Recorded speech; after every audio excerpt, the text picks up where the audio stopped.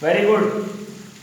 अरे चलो चलो कोई बात नहीं, लेकिन अगर इंस्टॉल भी करना है तो be careful now. And most important, Aarogya Setu download ही नहीं करना है उसको, आज के आज तुम्हारी डिटेल्स फुल कंप्लीट करके आज ही के आज अब से हमेशा अपना ब्लूटूथ और जीपीएस लोकेशन चालू रखना, ठीक है। Now starting the topic. कल अपने ये वाला फॉर्मूला क्या था, V equals to I R, जिसके अंदर R क्या था, रेजिस्टेंस। रेजिस्टेंस वो वाली चीज है जो कि ओपोज करती है मूवमेंट को, इसके मूवमेंट को करंट के फ्लो के। ओके, अब हम ये देखेंगे रेजिस्टेंस बेसिकली डिपेंड किस पे करता है। रेजिस्टेंस कई फैक्टर्स पे डिपेंड करता है। रेजिस्टेंस डिपेंड करता है कंडक्टर या फिर वायर की लेंथ पे। रेजिस्टेंस डिपेंड करता है कंडक्टर या फिर वायर की क्रॉस एरिया पे। ये क्रॉस एरिया समझते हो, ये कितना ज्यादा है कितना पतला है, ठीक है। इसका जो क्रॉस सेक्शन एरिया है उस पर डिपेंड करता है। प्लस ये डिपेंड करता है मटेरियल, आप कौन सा मटेरियल यूज करते हो कंडक्टर के, और ये डिपेंड करता है टेम्परेचर पे। वेरी इंपॉर्टेंट, अगर क्वेश्चन यू आ जाए what are the factors on which resistance depend, very simple, length of the conductor, cross section area, material and temperature. अब देखो जब अलग अलग एक्सपेरिमेंट्स किए गए, तो क्या पता लगा कि जो रेजिस्टेंस है ना, रेजिस्टेंस वो डायरेक्टली प्रोपोर्शनल है लेंथ के। अगर कंडक्टर लंबा हुआ तो ज्यादा रेजिस्टेंस, अगर कंडक्टर छोटा हुआ तो कम रेजिस्टेंस। ऐसा क्यों, मैं तुमको बताता हूं। इलेक्ट्रॉन्स मूव करते हैं, यस और नो। अब जब ये इलेक्ट्रॉन्स मूव करते हैं तो ये आपस में टकराते हैं, ये आपस में कई बार क्या है, कोलाइड करते हैं। अब क्योंकि ये आपस में टकराते हैं, इनके बीच में आपस में फ्रिक्शन होती है, तो इस वजह से होता क्या है कि इसकी मूवमेंट रुक जाती है। क्योंकि देखो इलेक्ट्रॉन सारे डायरेक्शन मूव करते हैं, पोटेंशियल डिफरेंस लिखते हैं सब एक डायरेक्शन में मूव करते हैं, लेकिन आपस में वो टकराते रहते हैं। इस वजह से उनकी मूवमेंट में रुकावट आती है और स्लो हो जाते हैं उनका मूवमेंट। अब मेरे को एक बात बताओ, इस लंबे पाथ पे ज्यादा टकराएंगे या छोटे पाथ पे ज्यादा टकराएंगे? लंबे वाले पे। अरे अब सिंपल सी बात है, चलो मैं बताता हूं। मान लो मेरे को भीड़ भाड़ वाला एरिया क्रॉस करना है, ठीक है, समझ में आ गया कि नहीं। एक भीड़ भाड़ का एरिया है कोई 1 किलोमीटर लंबा और एक भीड़ भाड़ का एरिया है बस छोटा सा, तो मैं किसमें से जल्दी से निकल जाऊंगा? और लंबे वाले में मेरे को ज्यादा टाइम लगेगा। तो रेजिस्टेंस एक तो डायरेक्टली प्रोपोर्शनल है लेंथ के, मींस अगर लेंथ ज्यादा हो तो रेजिस्टेंस ज्यादा, और अगर लेंथ कम हुआ तो रेजिस्टेंस कम। दूसरा है जो रेजिस्टेंस है वो इनवर्सली प्रोपोर्शनल है क्रॉस सेक्शन एरिया के। मतलब मान लो एक तो मोटा वायर है और एक पतला वायर है, इसका क्रॉस सेक्शन एरिया ज्यादा है, इसका क्रॉस सेक्शन एरिया कम है।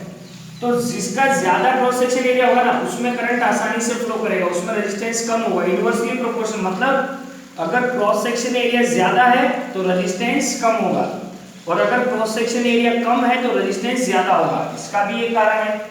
अब मेरे को ये बताओ,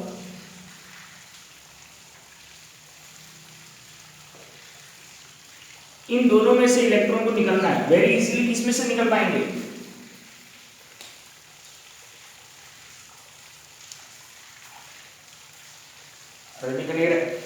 चश्मा पहनो, चश्मा पहनो। जितना बड़ा क्रॉस सेक्शन होगा उतनी इजीली पैसेज हो जाएगा इलेक्ट्रॉन का, ठीक है। तो अगर क्रॉस सेक्शन ज्यादा हो तो रेजिस्टेंस होगा कम, इनवर्सली प्रोपोर्शनल। ये डायरेक्टली प्रोपोर्शनल है और ये इनवर्सली प्रोपोर्शनल, इन दोनों के बीच में डिफरेंस पता चल रहा है, यस और नो? ठीक है। अब मैं क्या कर रहा हूं, इन दोनों इक्वेशंस को कंबाइन करूंगा। अब मैं इन दोनों इक्वेशंस को कंबाइन करूंगा। Resistance directly proportional to length and resistance inversely proportional to cross section area.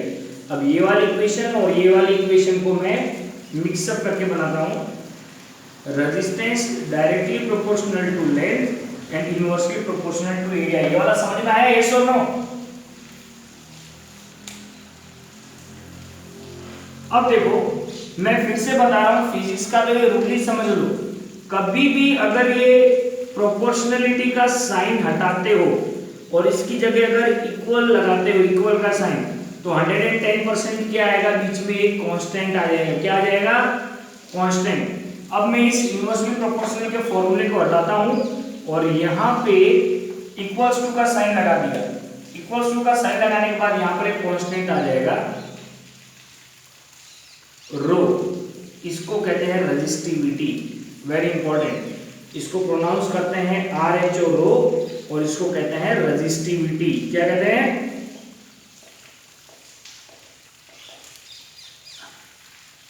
Very important. ये फॉर्मूला रख लो। Resistance R equals to rho into L upon A। A is the cross section area.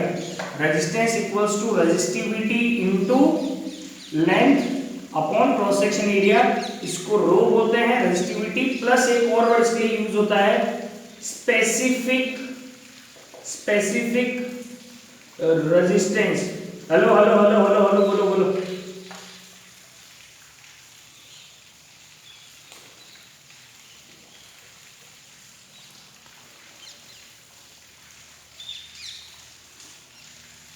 अरे यार ऐसे तो अगले साल join होगा तो क्या करें? You are late in the class. ये एकदम क्लियरली आ रहा है, तो मेरे को बोर्ड पे क्लियरली दिखाई दे रहा है। यहाँ पे आज बादल और बारिश हो रही है पहले। हाँ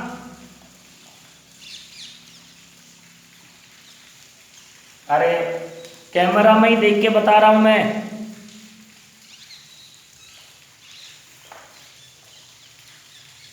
रो इंटू लेंथ अपॉन ए एरिया।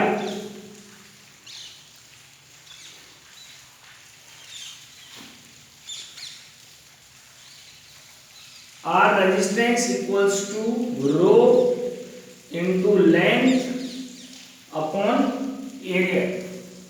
अरे बता रहा हूं रे, इस रो को कहते हैं रेजिस्टिविटी। इसको प्रोनाउंस करते हैं रो, इसको बोलते हैं रेजिस्टिविटी। ये कांस्टेंट है और ये डिपेंड करती है मटेरियल के ऊपर। किसके ऊपर डिपेंड करती है? मटेरियल के ऊपर। अरे पूरा डार्क है, इतना डार्क है कि मिटेगा भी नहीं अगले 1 घंटे तक।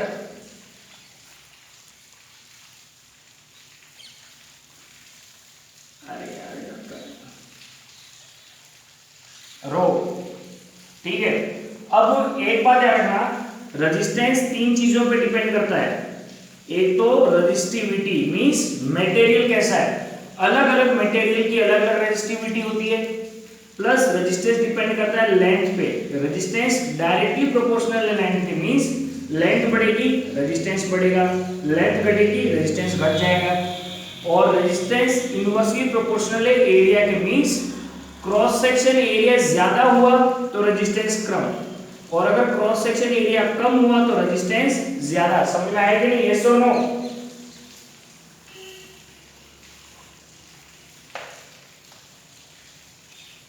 अब देखो resistance R equals to rho into L into A। अब हम ये पता लगाएंगे कि रेजिस्टिविटी की यूनिट क्या होती है। इस एरिया को इधर लेके जाऊंगा तो मल्टीप्लाई हो जाएगा। यस और नो? तो resistance into area equals to rho into L। Length को इधर लाऊंगा तो डिवाइड हो जाएगा R into A। Resistance into area upon length equals to rho resistivity. ये फॉर्मूला इसका रख लो, ठीक है। अब देखो, अब हम पता लगाएंगे यूनिट। अरे यार दिख नहीं रहा है, मोदी जी को फोन करो, यहां से बादल हटा देंगे ऊपर से। अब देखो resistivity equals to R into A by L। तो देखो क्या बोल रहे हो?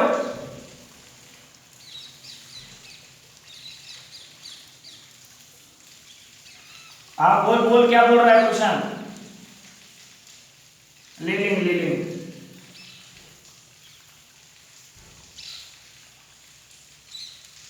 अरे यार, why you are joining the class? अरे रिकॉर्डेड लेक्चर आ जाएगा दोनों, रिकॉर्डेड लेक्चर आ जाएगा। रो, अरे सब कुछ इंपॉर्टेंट ही है।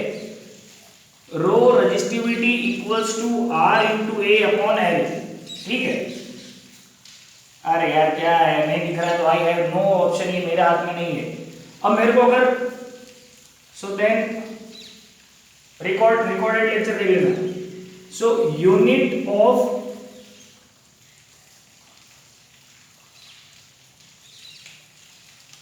वाह, कटोकट इमेजिनरी जितना तो दिख रहा है ना, क्या उतना भी नहीं दिख रहा? उतने से काम वेरी गुड दिया। ए इधर इधर देखो, अगर तुमको एसआई यूनिट, ए की पॉइंट, या नाटक नहीं है, सीरियस बोल रही हो, सच बोल रही है, अगर मेरे को रजिस्टिविटी की यूनिट पता लगे, ओ इधर इधर इधर, अब इधर देखो, रजिस्टिविटी की यूनिट क्या होगी? रेजिस्टेंस की यूनिट क्या होती है? ओम, मैंने रेजिस्टेंस जगह ओम लिख दिया। लेंथ, एरिया की यूनिट क्या होती है? मीटर स्क्वायर, यस और नो? एंड लेंथ की यूनिट क्या होती है? मीटर। ये मीटर कट गया तो यहां से स्क्वायर हट गया, तो ohm into metre equals to resistivity. Resistivity की यूनिट होती है ओम मीटर। समझ में आया कि नहीं, यस और नो?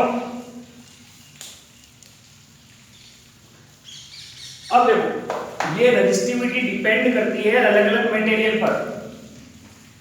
तीन कैटेगरी होती है देखो, एक तो होता है कंडक्टर्स,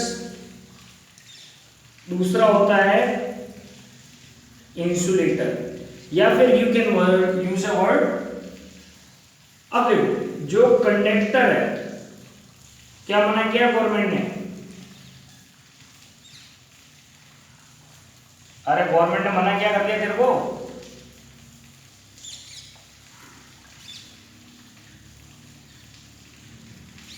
मेरे को बिल्कुल नहीं पता। ये क्वेश्चन किसने राइज किया?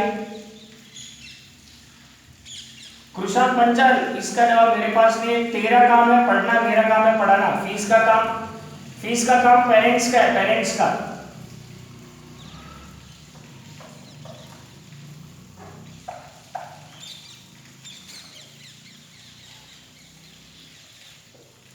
ये है इसकी unit, resistivity equals to ohm metre, ये इसकी यूनिट। अब देखो, तीन टाइप के material, now you are late, sorry, conductor and insulator.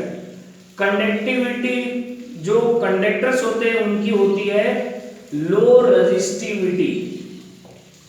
Low resistivity, या फिर ब्रैकेट में एक वर्ड यूज कर रहा हूं, लो रेजिस्टेंस। ये लो रेजिस्टेंस है, इसी वजह से इनमें से करंट पास होता है। इंसुलेटर्स की होती है हाई रेजिस्टिविटी। रेजिस्टिविटी हाई है, इसलिए क्या हाई होगा?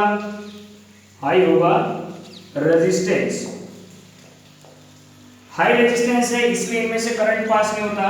अब एक न्यू वर्ड है जिसके लिए वर्ड यूज करते हैं सेमीकंडक्टर्स। सेमी का मतलब क्या होता है? आधा। सेमीकंडक्टर्स वो हैं जिनके अंदर आधी इंसुलेटर्स की कैपेबिलिटी है और आधी कंडक्टर की। मींस इनकी जो रेजिस्टिविटी होती है ना सेमीकंडक्टर्स की, वो इंसुलेटर और कंडक्टर के बीच की होती है, medium resistivity. Very important. Semiconductor का एग्जांपल है सिलिकॉन। तो सेमीकंडक्टर्स क्या होते हैं? सेमीकंडक्टर्स वो होते हैं जिसमें आधी कंडक्टर्स की प्रॉपर्टीज होती है और उनकी जो रेजिस्टिविटी होती है वो मीडियम होती है। एक बात याद रखना, टेम्परेचर जब भी बढ़ता है, टेम्परेचर जब भी बढ़ता है तो रेजिस्टेंस कम हो जाता है, resistance decreases on increasing temperature. Yes, कुछ नहीं दिखाई दे रहा। हेलीकॉप्टर में बैठो और इधर आ जाओ तो फिर देख लेंगे। इधर ध्यान दो।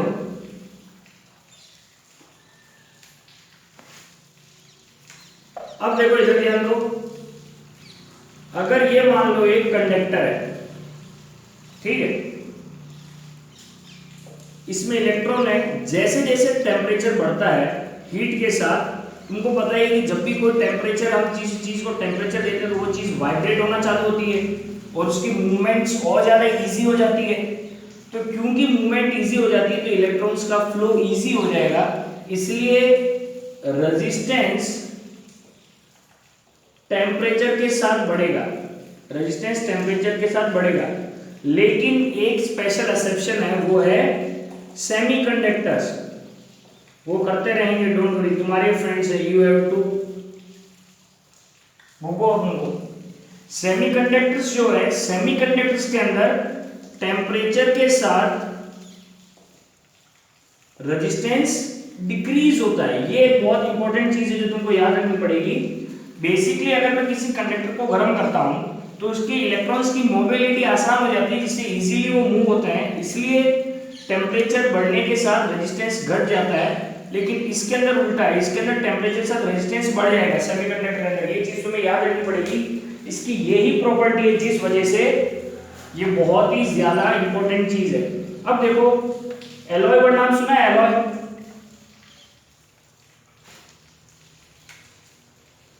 एलॉय, एलॉय क्या होता है? बेसिकली जो हम मिट्टी से कोई भी माल निकालते हैं या फिर बहुत सारे मेटल्स को मेल्ट करके एक सिंगल मिक्सचर बनाओगे तो उसको कहते हैं एलॉय, ठीक है। एक्चुअली प्योर मेटल जो होता है, प्योर मेटल, तो उसकी रेजिस्टिविटी जो होती है वो लेस होती है। रेजिस्टिविटी मींस उसमें आराम से करंट पास हो जाता है। लेकिन जो एलॉयज होते हैं उनकी रेजिस्टिविटी ज्यादा होती है प्योर मेटल से, मोर रेजिस्टिविटी। अब मोर रेजिस्टिविटी की वजह से इनका एक बहुत बड़ा यूज है कि एलॉयज यूज होते हैं हीटिंग के अंदर। अभी आगे वाले टॉपिक में आएगा, मैं तुमको पहले ही बता देता हूँ, रेजिस्टेंस ज्यादा होगा तो हीटिंग ज्यादा होगी। अब देखो, एलॉयज की रेजिस्टिविटी प्योर मेटल्स के मुकाबले ज्यादा है, ठीक है। तो रेजिस्टिविटी ज्यादा है तो रेजिस्टेंस ज्यादा होगा, जिस वजह से हीटिंग ज्यादा होगी। इसलिए एक बात याद रखना कि अगर ये जो अपनी आयरन वायरन होती है ना, आयरन या फिर इमर्शन रॉड, पानी गर्म करने वाली, इन सब के अंदर जो मेटल यूज होता है वो होता है एलॉय, और स्पेशली होता है नाइक्रोम का। नाइक्रोम एक एलॉय है जिसके अंदर निकल एंड क्रोमियम, ये दोनों मेटल मिलाए होते हैं। कई बार थोड़ा बहुत आयरन भी मिलाया जाता है। समझ में आया कि नहीं? यस और नो? आया।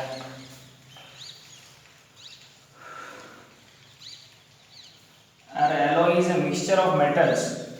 It was lithium color. lithium you are in 10th standard, alloy से यार 7th standard से आता है। चलो कोई बात नहीं, alloy is a mixture of metals। समझ में आया? yes or no? ठीक है, alloy is a mixture of metals। अब देखो, अब हम पढ़ेंगे रेजिस्टेंस के बारे में।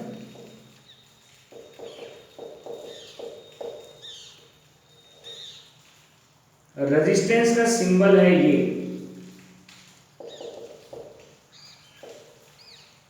रजिस्टर मींस एक ऐसी चीज जो कि करंट के फ्लो को रोकती है, जो कि करंट के फ्लो को रोकती है। एक बात याद रखना, दुनिया की हर एक चीज जिसमें से करंट फ्लो हो रहा है 110% उसके अंदर कोई ना कोई तो रेजिस्टेंस होगा ही होगा। अब कोई मेरे को बता सकता है कि क्यों 110% किसी भी चीज में रेजिस्टेंस तो होगा ही होगा, भले ही कम हो या ज्यादा हो? एनीवन?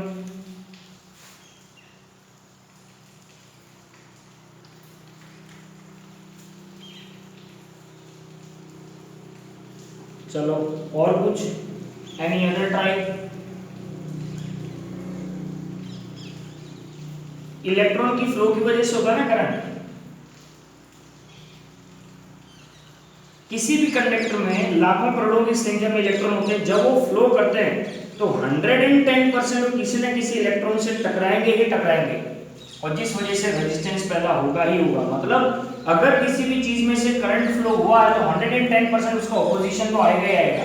समझ में आया कि नहीं? यस और नो?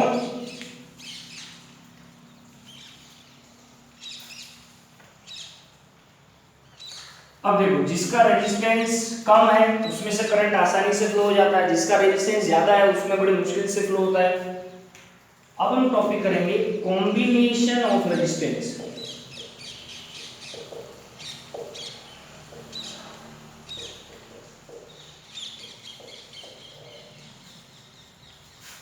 अब देखो, तुम लोगों ने ऐसा कोई इंस्ट्रूमेंट देखा तुम्हारे इलेक्ट्रिक सर्किट्स के अंदर, ऐसा गोल सा होता है छोटा सा,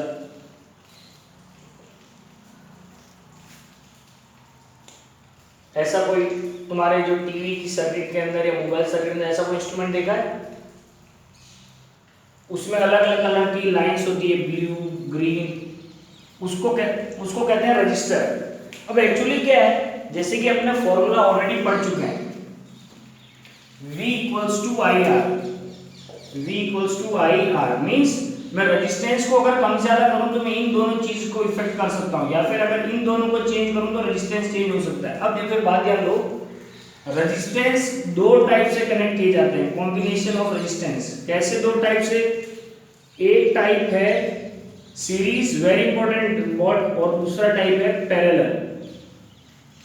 अब सीरीज एंड पैरेलल में फर्क क्या है? ये ओए ओए वाला कौन है? If you are feeling lazy you can leave the meeting. मान लो कि ये एक रजिस्टर है,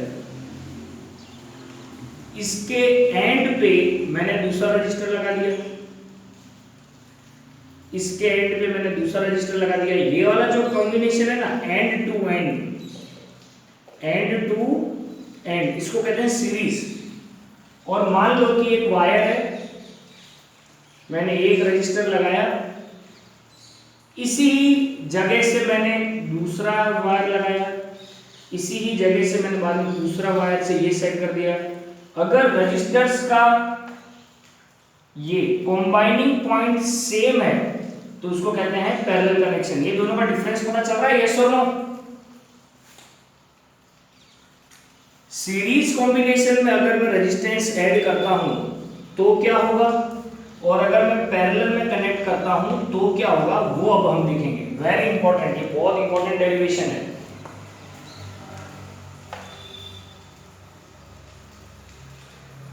एक बार सबके सब अपना फ्रंट कैमरा चालू करो जल्दी से, फ्रंट कैमरा।